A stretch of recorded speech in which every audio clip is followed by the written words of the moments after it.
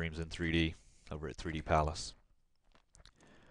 Before we begin our interior tutorial, we need to take a look at a few things.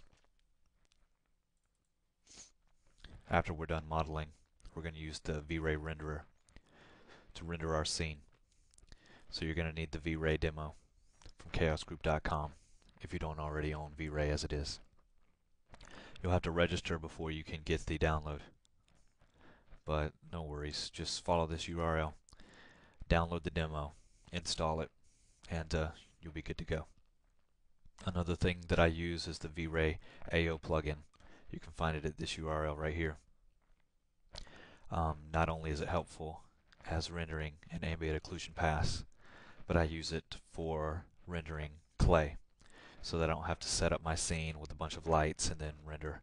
I can just bring up this plugin and hit render, and it will render a nice clay image for me. So it's very good, very helpful. So you don't have to use the V-Ray demo. You don't have to use V-Ray at all. You can use Mental Ray. Hell, you can use Scanline if you want to.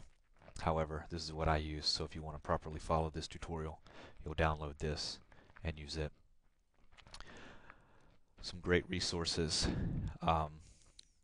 for reference images you can find at yourway.com, dwr.com, allmodernfurniture.com. These are sites that I visit frequently to see new modern furniture that is out on the market. If you're going to model an interior, unless it's a cartoon, you need all the reference images you can get. One thing I don't like seeing on forums is, hey, check out my interior, and then when you go look at it, the proportions are all messed up. The couch looks as big as the room. The colors are totally insane, and people wonder why you crit them so badly. Whenever you're following something, or whenever you're doing something that's supposedly photorealistic, you want to follow real life proportions and color schemes.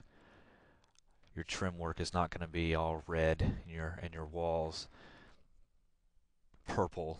I mean, not to say that there's not going to be any purple walls ever in a house, but you can tell what's real and what isn't.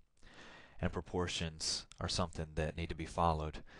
As far as proportions in our scene, the only thing that we're going to be modeling with exact proportions are the interior box itself, and we're going to follow the height on the box, so that if we create a 10-foot high ceiling, then everything else that we model will be based on that 10-foot dimension, so that everything will follow the correct proportions.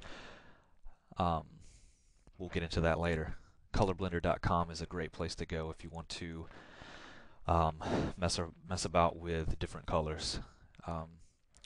We'll look at it later when we go to texture our interior.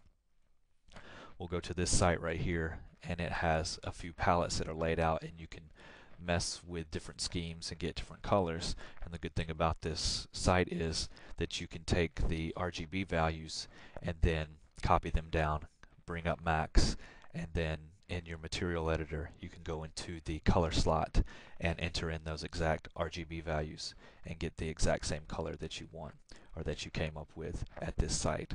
So it's a great place to go to, and we'll look at that a little bit later also. As far as color schemes go, I've already got picked out something that I want to go with, and it contains a lot of blacks and cream, burgundies and yellows, blues, different little colors like that that are going to mix in well. Here's some chair leather examples, and the chairs that we're going to model are the Corbusier chairs from a French architect and artist, died back in the 60s, but anyway, designed these type of chairs, and this is what we're going to model. We're not going to just model some boxes and put them together. We're actually going to make the geometry flow a little bit, giving the couch a little bit of softness so that it looks like you can sit down in it and that it would be comfortable, and not just some very hard edged boxes put together. So you see that this is chrome and black, and we'll either go black and chrome, or we'll go with this cream and chrome, depending on the colors of our walls. Now I have an idea of a crazy little thing that we're going to do for the walls, so we'll probably go with black, but this cream is not a bad color for those type of chairs. Following the same scheme, I was going to model these chairs if we have enough time, or the scene permits it. We'll model that to go with it. Here's the couch. As you can see, if you brought this chrome part and this end over to right here, it would make one chair. So after we make a chair, you can see how easy it would be to extend it into the couch.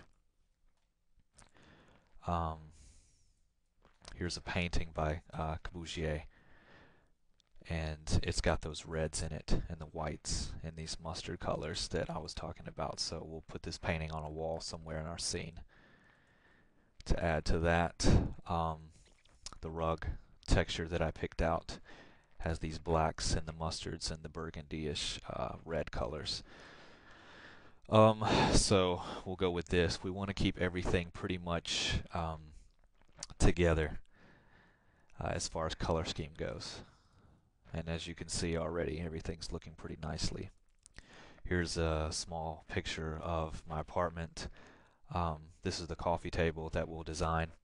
Very sharp edges. It is black, very streamlined, kind of blocky as far as like our furniture that we're going to model is. So we'll model this depending on the placement of our camera. If the scene allows it, we'll model the end table also right here, which is similar. It's the same set. This is a lamp that we'll probably model. We'll either model this lamp to go on the coffee table, or we'll model the floor lamp. As you can see, they're the same thing, just one's bigger than the other. So these are probably the lamps that we'll go with. So basically, that's all that we need to know right now. We got the color scheme picked out already. We just need to get some RGB values for our walls. We'll use colorblender.com for that. Some examples of our models, and it should be a pretty fun interior project.